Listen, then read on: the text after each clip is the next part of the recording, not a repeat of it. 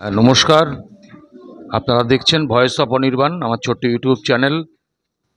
আজকে আমরা আমাদের চ্যানেলে যাকে পেয়েছি নিশ্চয়ই দেখছেন, বাংলা সংবাদ মাধ্যমের অন্যতম প্রতিষ্ঠিত সাংবাদিক এবং আমার ব্যক্তিগতভাবে খুবই প্রিয়, আশা করি আপনাদেরও প্রত্যেকেরই প্রিয়, প্রতিদিন যাকে আপনারা টিভির মধ্যে দেখেন,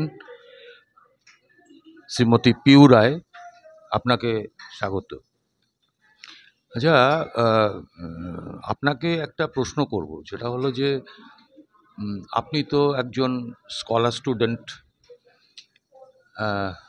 তো এত জীবনের লাইন থাকতে সাংবাদিকতাটা পছন্দ হলো কেন? এটার মধ্যে একটা প্যাশন আছে আমার।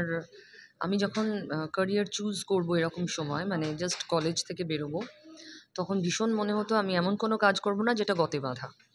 ফলে সরকারি চাকরি কোনোভাবে করব না, এরকম একটা সিদ্ধান্ত নিলাম। বাড়িতে বাবা একটু অসন্তুষ্ট হয়েছিলেন যে আবার কেমন সিদ্ধান্ত। তো আমি বললাম কোনোভাবে নয়, এই নির্দিষ্ট সময় যাওয়া আসা এই চাকরি আমি করবো না। যার মধ্যে প্যাশন আছে, যার মধ্যে প্রচণ্ড দৌড়ঝাঁপ আছে, এরকম কিছু আমি করতে চাই। তো সেই জন্যই সাংবাদিকতাকে বাছা। আরও একটি কারণ অবশ্যই, যে আমি বাচিক শিল্পের সঙ্গে খুব ছোটোবেলা থেকে জড়িয়ে। মানে আমার মার কাছে হাতে খড়ি, তারপর আমার শিক্ষাগুরুরা ছিলেন দীপক চ্যাটার্জি, ব্রততী বন্দ্যোপাধ্যায়ের কাছে যখন আমি শিখতে আসি, তখন ওনাকে স্ক্রিনে দেখে আমার মনে হতো এটা তো বেশ, মানে আমিও বলবো কেউ শুনবে, এই ব্যাপারটা অ্যাট্রাক্ট করেছিল। তো এই দুয়ে দুয়ে চার হয়েই ফাইনালি সাংবাদিকতা। তো আপনি তো অনেক মিডিয়াতেই এর আগে কাজ করেছেন, তো এটা ঠিক আমার জানা নেই, তার জন্যই জিজ্ঞাসা করছি। অ্যাকচুয়ালি ফিল্ডের সাংবাদিকতা করেছেন? হ্যাঁ, স্পেশালি যখন ভোট হয়, কোনো স্পেশাল ইভেন্টস হয়, রেগুলার বেসিসে নয়। আমি শুরুই করেছি ফ্লোর থেকে, মানে ফিল্ড নয়, ফ্লোর থেকে শুরু আমার। কিন্তু আমি ফিল্ড রিপোর্টিং করেছি, এখনও করি। যখনই কোনো স্পেশাল ইভেন্টস হয় বা বিশেষ কোনো ক্ষেত্রে প্রয়োজন পড়ে, অবশ্যই করি। আচ্ছা, হ্যাঁ, আপনি তো বিশেষ বিশেষ কারণে ভোটের ব্যাপারে বা অন্যান্য বিভিন্ন ব্যাপারে আপনাদের তো ফিল্ডে নামতেই হয়। তো সাংবাদিকতা জীবনটা কতটা রিস্কি? কিছুটা ঝুঁকি তো বটে, এই ঝুঁকিটা নেওয়ার জন্যেই পেশায় আসা, কারণ অ্যাড্রিনালিন রাশ একটা বড় ব্যাপার। দেখুন, ঝুঁকি শুধুমাত্র এই রকম নয় যে কোনো একটা ফিল্ডে গেলাম সেখানে কোনো রিস্ক হতে পারে তা নয়, ঝুঁকি কিন্তু অনেক রকম থাকে। বিকজ একটা সময়ের পরে এখন বিশেষত আহ, যেভাবে এগোচ্ছে সব কিছু, তাতে আপনি দৈনন্দিন কি বলছেন স্ক্রিনে, আপনার কথাটাও আপনার জন্য ঝুঁকিপূর্ণ হতে পারে। আপনি কি বলছেন, তাতে কে রুষ্ট হচ্ছে, কে সন্তুষ্ট হচ্ছে, নানা রকমের সমীকরণ থাকে তো। ফলে ঝুঁকি সবসময় থাকে, কিন্তু সেই ঝুঁকিটা নিয়ে এগিয়ে চলার মধ্যে একটা অদ্ভুত আনন্দ, যেটা একটা থ্রিল এখনো আছে। মিস। থ্রিল, ভীষণ থ্রিলিং জব, সন্দেহ নেই। তো এখন তো ধরুন, মিডিয়া সম্পর্কে মানুষের বিভিন্ন রকম মত। এখন মিডিয়াকে বিভিন্ন নামে আখ্যায়িতও করে মানুষ। এই যে আপনি কিছুক্ষণ আগে বললেন যে কাকে সন্তুষ্ট করব, কাকে করব না। এখন না মানে সাংবাদিক হিসেবে আমার কোনো দায় নেই কাউকে সন্তুষ্ট করার, আমার কোনো ইন্টেনশনও নেই কাউকে রুষ্ট করার। কেউ হয়ে যান যদি কোনোভাবে, কেউ কেউ, সেটা তো আনঅ্যাভয়েডেবল না, আমি সার্কামস্টান্সেস। ব্যক্তি পিউ রায়ের কথা বলছি না, আমি একজন সাংবাদিক পিউ রায়ের কথা বলছি, হাউজের পিউ রায়ের কথা বলছি। যে অনেক সময় দেখা যায় যে এই খবরটাতে আমি সন্তুষ্ট হলাম না, আমার পক্ষে গেল না, তখনই আমি মিডিয়াকে একটা নামে আখ্যায়িত করে দিই। এটা আমাদের একটা মানে মানুষের মনোভাবের কথা বলছি। এখন মূলত বাজারে দুটো আখ্যা চলছে, এই গদি মিডিয়া আর চটি চাটা মিডিয়া। যদিও আমি বা আপনি কেউ এটাতে খুব একটা অভ্যস্ত নই এগুলো শুনতে, কারণ আমরা নিরপেক্ষ সংবাদের পক্ষে। তো এই ব্যাপারে একজন আপনি সাংবাদিক হিসাবে ঠিক কী মনে করেন? আপনি তো একজন মিডিয়ার সঙ্গে যুক্ত, দীর্ঘদিন ধরে সাংবাদিকতা করছেন। এটা কি ভালো লাগে শুনতে? এটা যখন দুদিক থেকেই আসে, মানে ধরুন দুরকম বিশেষণই শুনতে হয়, তখন তো ভালো লাগে। মনে হয় আমি স্ট্রেট লাইনে আছি, ঠিক লাইনে আছি। যে এ পক্ষ গালাগাল করছে, ও পক্ষ গালাগাল করছে, মানে একদম সঠিক ডিরেকশনে এগোচ্ছি। তো আমার ক্ষেত্রে বেশিরভাগ ক্ষেত্রেও তাই হয়েছে, মানে আমি দুটোই শুনেছি, শুনিও দুটোই, যার ফলে আমি এনজয় করি, কারণ আমি ঠিক লাইনে আছি। এক একটা ধরুন মিডিয়া হাউস এক একটা লাইনে চলে, সে যে কোনো XYZ প্রত্যেকটা মিডিয়া লাইনই চলে। কারণ অনেকেই বলেন যে ধরুন সংবাদ মাধ্যমের যে মালিক, বলে মালিকেরও মালিক আছে। যাই হোক, এটা একটা প্রবচন বলতে পারেন। তো আমার বক্তব্যটা হচ্ছে যে আপনি একজন, এবারে ব্যক্তিপিউ নিয়ে আসি, যে ব্যক্তিপিউ একটা নীতি, একটা আদর্শ সব মানুষেরই আছে, আমারও আছে, প্রত্যেকটা মানুষের আছে। তো ব্যক্তিপিউয়েরও একটা মতাদর্শে বিশ্বাস করার ব্যাপার থাকে, নীতিতে বিশ্বাস করার ব্যাপার থাকে, আদর্শে বিশ্বাস করার ব্যাপার থাকে। তো এই হাউসে যখন পিউ রায়কে আমরা দেখি, অর্থাৎ পিউ রায়ের দুটো সত্তা, একটা ব্যক্তি পিউ রায়, একটা সাংবাদিক পিউ রায়।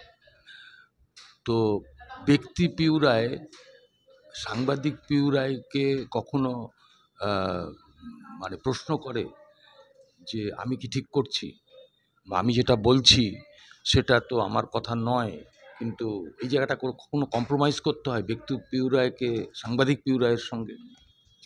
দেখুন, আমি এই আপনি যে দ্বন্দ্বের কোট আনকোট দ্বন্দ্বের কথা বলছেন, সেটা সব পেশায় হয়। একজন পেশাদার, ধরুন আপনি একজন পেশাদার মানুষ, আবার একজন ব্যক্তি মানুষ। তো এই দ্বন্দ্বটা আলাদা করে সাংবাদিকতায় হাইলাইট করা হয় কেন জানি না, হয়তো আমাদের পেশাটা, আমাদের কাজটা সবার সামনে খুব প্রকাশিত বলে, সবাই দেখতে পান, বুঝতে পারেন বলে, প্রথম। দ্বিতীয়ত, একটাই এথিক্স আমি ফলো করি কাজের ক্ষেত্রে, সেটা হচ্ছে আমি প্রফেশনাল। আমার কাজ যেন হ্যাম্পার না হয় কোনোভাবে। বিইং আ প্রফেশনাল, আমি সেই এথিক্সটাকেই ফলো করার চেষ্টা করি। আমি ব্যক্তিসত্তার জানান দিতে তো চাকরি করি না। ব্যক্তিসত্তার প্রকাশ ঘটানো আমার, মানে কোনো পেশাদারেরই সেটা মোটো নয়। কারণ তার কাজটা কাজের জায়গায়, এবং আমি আমার কাজটাকে নিষ্ঠার সঙ্গে করি, এটাই আমার একমাত্র এথিক্স। সেই কাজের জন্য যেটুকু প্রয়োজন, যতটুকু প্রয়োজনীয়, আমি সেটা উজাড় করে দিই। তার পিছনে আমার, আমি বলতে পারি 200% পরিশ্রম থাকে, নিষ্ঠা থাকে, একাগ্রতা থাকে। আমার কাছে এটাই একমাত্র এথিক্স। ফলে আমি এটাই ফলো করে চলেছি আমার 20 বছরের সাংবাদিকতার জীবনে। এর বাইরে আর কোনো এথিক্স আমি জানি না। এক্স্যাক্টলি, আমি এটাই জানতে চাইছিলাম। আরেকটা ব্যাপার হচ্ছে যে এখন যেটা দেখা যায়, এখন ঠিক না, এটা বরাবরই, যে মিডিয়ারাই হচ্ছে গালি খায়, মিডিয়ারাই আক্রান্ত হয়। লাল, নীল, সবুজ, হলুদ, গেরুয়া, আহ, যে কোনো রঙেরই হোক, কোনো কোনো ক্ষেত্রে তারাই যেন টার্গেট পয়েন্ট হয়ে যায়। আগে আপনি তো 20 বছর ধরে সাংবাদিকতা করছেন, 20 বছর ধরে তো একই চিত্র অন্তত আমিও একজন ছোট সাংবাদিক হিসাবে দেখছি, যে যারা জায়গায় থাকে তারা চায় তাদের কথা মতন চলতে, তারা অন্যায় অকাজ কুকাজ করলে সেগুলো যাতে আমরা না দেখাই। আমি পলিটিশিয়ান বলতে আমি শাসকদের কথা বলছি, শাসক কোট আনকোট, সে কেন্দ্রে হোক, রাজ্যে হোক, লাল হোক, গেরুয়া হোক, সবুজ হোক, নীল হোক, যাই হোক, মানে প্রত্যেকের কাছে কিন্তু মিডিয়া হচ্ছে একটা সব টার্গেট। মিডিয়াকে টার্গেট করো, মিডিয়াকে আমার মতন চালাও, আমি এই কাজটা করব, এটা মানুষের বিপক্ষে যাবে, সেটা মিডিয়া যেন না দেখায়। আর আমাদের কাজ হচ্ছে খবর মাটি থেকে খুঁড়ে বের করা। তো যার ফলেই হয়তো আমরা সব টার্গেট হই। তো এই সব টার্গেট হলে এখন দেখা যায় যে সর্বক্ষেত্রে, এই যে সাম্প্রতিককালে আমরা দেখছি যে টলিপাড়ায় একজন প্রডিউসারকে নিয়ে সমস্যা হয়েছে, সমস্ত ডাইরেক্টররা, সমস্ত প্রডিউসাররা তারা কিন্তু, এবং অভিনেতা অভিনেত্রী অবধি একজোট হয়ে গেছে। তো সাংবাদিকদের ক্ষেত্রে এই জিনিসটা 20 বছর ধরে, বা আরও আগে থেকে ধরুন 30 বছর ধরে, এটা কখনো সেভাবে দেখা যায় না কেন? একজোট হওয়াটা, একজোট হওয়াটা কি সত্যিই দেখা যায় না? কারণ ধরুন, কোনো ইভেন্টে কোনো ইনসিডেন্ট কভার করতে গিয়ে কোনো একজন সাংবাদিক যদি আক্রান্ত হন, আক্রমণের শিকার হন, বাকিরাও কিন্তু সেখানে ঝাঁপিয়ে পড়ে, নিন্দা করে, আমরাও করি। আমরা আক্রান্ত হলে বাকিরাও সেই সলিডারিটি দেখায়। কোনো সাংবাদিক ভালো কাজ করলে সেটাও হাইলাইট করা হয়। একজোট না আমি এটা বলব না, কিন্তু এই সেক্টরটা তো অসংগঠিত। আপনি যার সঙ্গে তুলনা করলেন সেটাও একটা অসংগঠিত মাধ্যম, ক্ষেত্র। কিন্তু ওখানে অনেক বেশি ম্যান পাওয়ার। এবার এমন একটা ঘটনাকে ঘিরে হয়েছে প্রায় ১.৫-২ লক্ষ মানুষের রুটি-রুজি যেখানে জড়িয়ে, মানে টলিউডের কথা বলছি। ছোট বড় পর্দা সব মিলিয়ে। ফলে সেখানে হয়তো এখন ইউনাইটেড হওয়াটা প্রয়োজন বোধ করেছেন তারা। আর এত ভলিউম বলে হয়তো চোখে পড়ছে। সাংবাদিকরা একজোট হন না নিজেদের কোনো প্রয়োজনে বা ফ্রেটার্নিটির কোনো প্রয়োজনে, এটার সঙ্গে আমি পুরোপুরি সহমত নই। হয়তো এটা হতে পারে যে মানে আপনি যেমন বলছেন যে সব ঘটনায় হয়তো একরকমভাবে ঝাঁপিয়ে পড়তে দেখা যায় না। এখন অনেকগুলো জনার হয়ে গেছে, ডিজিটাল আলাদা, টেলিভিশন মানে অডিও ভিজুয়াল, প্রিন্ট আলাদা। কিন্তু তবুও ওভারঅল একটা সিনার্জি কিন্তু রয়েছে। আছে, কিন্তু আমি বলছি ঠিক যেভাবে ঝাঁপিয়ে পড়া দরকার সেটা কিন্তু আমি তো মানে আমি বলছি এটা পথে নামা, কর্তৃপক্ষের কাছে ডেপুটেশন দেওয়া, একত্রিতভাবে জোটবদ্ধভাবে সেটার কথা। মানে কর্তৃপক্ষের কাছে আপনি এই ছাঁটাই বা এই সংক্রান্ত কারণে বলছেন? শুধু সেটা নয়, সেটা তো একটা আছেই। আমি বলছি যে যে শারীরিক আক্রমণ, গাড়ি ভেঙে দেওয়া, ক্যামেরা কেড়ে নেওয়া, এটা তো আমরা দেখছি আকছার সব ক্ষেত্রে। আগেও দেখেছি, এখনও দেখছি, ভবিষ্যতেও হয়তো দেখব। এই ক্ষেত্রে সাংবাদিকরা আজকে বললাম যে এটা সফট টার্গেট হচ্ছে। তো প্রতিবাদ আপনার সঙ্গে আমি একমত। প্রতিবাদ একেবারে হচ্ছে না তাও নয়। কিন্তু প্রতিবাদটা কি ততটা জোরালো যতটা হওয়া দরকার ততটা হচ্ছে বলে আপনি মনে করেন? দেখুন, হচ্ছে তো বটেই। তবে একটা কি মানে হচ্ছে না আমি একদম বলব না। কিন্তু আমরা সবাই খুব টাইম বাউন্ড, স্পেশালি যারা অডিও ভিজুয়ালে কাজ করি। যিনি মার খাচ্ছেন, হয়তো মাথা থেকে রক্ত বেরোচ্ছে। কিন্তু তাকে না ওই স্পটে যা ঘটছে সেটা যদি তিনি সেই মুহূর্তে ক্যাপচার না করেন, ধরুন কোনো একজন চিত্র সাংবাদিক, ওটা ওনার মিস, এবং মিস মানে সারা জীবনের মতো মিস। ফলে উনি নিজেকেই নিজের মানে যে আঘাত, যন্ত্রণা সেটাকে গুরুত্ব দিতে পারছেন না। ফলে যেহেতু উনি আ কাজের মধ্যে সঙ্গে, সঙ্গে ঢুকে যেতে বাধ্য হচ্ছেন, ওই অবস্থাতেই আ তাকে যত রকমভাবে যতটুকু সাপোর্ট দেওয়া যায় সেটা বলুন, ধরুন আমি বলছি, এই কিছুদিন আগেই আমরা সন্দেশখালি একটা বড় এপিসোড সেটা কভার করতে গিয়ে আমাদেরই সাংবাদিকরা মার খেয়েছেন। ভোটের সময় আমাদের সাংবাদিকরা অকারণে মার খেয়েছেন, ক্রস ফায়ারে পড়ে গেছেন এবং খুব বীভৎসভাবে তারা আক্রান্ত হয়েছেন। দীর্ঘদিন হসপিটালাইজড থাকতে হয়েছে, বড় অপারেশন হয়েছে। সেগুলোতে মানে সবাই এক কথায় নিন্দা করেছেন, এবং যার যতটুকু সাপোর্ট লাগার দরকার আমাদের হাউস তো দিয়েইছে সেটা। তার সঙ্গে, সঙ্গে কিন্তু আমি এক্ষেত্রে বলব বাকিরা সেই সাপোর্টটা যদি লাগতো তারাও দিতেন। কারণ ফিন্যান্সিয়াল সাপোর্ট আমাদের হাউস যথেষ্ট আ যতটা সম্ভব ততটাই করেছে। বাকিদেরটা প্রয়োজন হয়নি। কিন্তু তারা সলিডারিটি দেখিয়েছেন বারবার। সলিডারিটিটাই আসল, সলিডারিটিটাই সলিডারিটিটাই আসল। আসল। সেটা দেখান না, এটা আমি মানে মানছি না আরকি। আপনাকে ব্যস্ত সময়ে তো বিরক্ত করছি। আমি সর্বশেষ আপনার কাছে একটা প্রশ্ন করব। আপনি ২০ বছরেরও বেশি এই সাংবাদিকতায় যুক্ত এবং বর্তমানে মিডিয়া জগতে একটা নাম পিউ রায়। তো এখন তো নিউ জেনারেশন আসছে সাংবাদিকতায়। প্রচুর বাচ্চা, বাচ্চা ছেলেমেয়েকে আমরা দেখছি। সেটা হতে পারে প্রিন্ট মিডিয়া, হতে পারে ইলেকট্রনিক মিডিয়া, হতে পারে ডিজিটাল মিডিয়া ইত্যাদি যেকোনো ভাবেই। তো এই যারা নতুন, নতুন সাংবাদিকতায় আসছে তাদের প্রতি আ আপনার কী বক্তব্য? তাদের প্রতি আপনার কী উপদেশ? কেন আপনি সিনিয়র, সেইটাই জন্যই জিজ্ঞাসা। ১ম তাদের লেগে থাকার মানসিকতা তৈরি করতে হবে, মানে ধৈর্য রাখতে হবে। এটা এমন একটা পেশা যেখানে লেগে থাকতে না পারলে মুশকিল। মানে দুদিনেই আ সাফল্য আসবে না। তার জন্য হয়তো ৬ দিন অপেক্ষা করতে হবে। সেই মানসিকতাটা রাখতে হবে।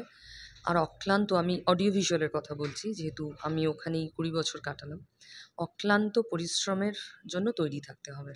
এই দুটো মূল। মানে শারীরিক শ্রম, সঙ্গে লেগে থাকার ধৈর্য। এই দুটো যদি থাকে, বাকিটা নিজেদের গ্রুম করে নেওয়া যেতে পারে। এবং আ শেখার ইচ্ছে, যেটা হচ্ছে মানে খুব বড় শেখার ইচ্ছে। মানে এখন আমি খুব অ্যাপ্রিশিয়েট করি যারা নতুন আসে, কারণ তাদের মধ্যে অদম্য ইচ্ছা থাকে। আবার এটাও যে দেখতে হয় না, খারাপ লাগে না এমন নয়। যে অনেকেই মনে করেন আমি জানি। মানে তার যে শিক্ষার প্রয়োজন রয়েছে, এই ফ্যাক্টটা জীবন থেকে কোথাও একটা উধাও। এইটা উধাও হয়ে গেলে কিন্তু এগোনোর রাস্তাটা বন্ধ হয়ে যায়। সুতরাং শেখার ইচ্ছে, ধৈর্য এবং তার সঙ্গে পরিশ্রম, এই ৩ এর মিশেলে সাফল্য আসে। আমরা চাই যে পশ্চিমবাংলায় যারা নতুন আসছে এই সাংবাদিকতার লাইনে, আগামী দিনে প্রত্যেককে যাতে আমরা এক একটা পিউরা হিসেবে পাই। সবাই নিজের মতো হোক। নিজেদের আইডেন্টিটি, আমি সবাইকে বলি, নিজেদের কোনো আইডেন্টিটি নিজেরা রেকগনাইজড হবেন, তাদের কোনো সিগনেচার পয়েন্ট থাকবে, প্রত্যেকে যেন এই মানসিকতা নিয়ে এগোন এবং সেইভাবে কাজ করেন। ফুটপ্রিন্ট কাউকে মানে মনে হয় যে হতে পারে কেউ যে আচ্ছা ও ভালো বলে বা ওকে ভাল লাগে, আমাদেরও ছিল, কিন্তু নিজের ফুটপ্রিন্টটা নিজেকে তৈরি করতে হবে, সেরকম কিছু ভাবতে হবে। আচ্ছা, এটা তো গেল পিউরায়ের কথা। আমি যে কথা বলে শেষ করব সেটা হচ্ছে, আমি পিউরায়ের থেকে বয়সে বড়, আমার এখন 57। তো আমি কিন্তু এখনও পিউরায়কে দেখে শিখি, আমি প্রতিদিন শিখি এবং শিখবো, আমার শেখার শেষ নেই। তো আমি তাই বলবো যে আমি আশা করব, আমি এই জায়গাটায় পিউরায়ের সঙ্গে দ্বিমত পোষণ করছি, যে আমি চাইবো যে প্রত্যেককে যাতে পিউরায় হিসেবে আমরা দেখতে পাই। আপনাকে অসংখ্য ধন্যবাদ।